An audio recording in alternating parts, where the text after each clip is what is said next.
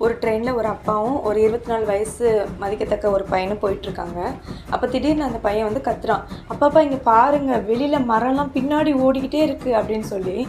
இதை பக்கத்துலேருந்து பார்த்துட்டு இருந்த ஆளுக்கு, "என்னடா இவன் இவ்வளோ பெரிய பையனாக வளர்ந்துருக்கான், இப்படி மரம் ஓடுறத போய் சொல்லிகிட்டு இருக்கானே" அப்படின்னு சொல்லிட்டு நினைக்கிறாங்க. ஆனாலும் யாரும் எதுவும் கேட்கல.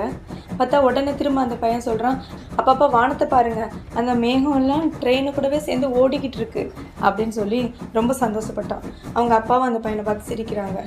இதை பார்த்த பக்கத்தில் இருந்தவங்க அப்பா கிட்டேயே, "ஏன் உங்கள் பையனுக்கு மூளை வளர்ச்சி இல்லையா? அவனை ஒரு நல்ல ஹாஸ்பிட்டலில் சேர்க்கக்கூடாதா?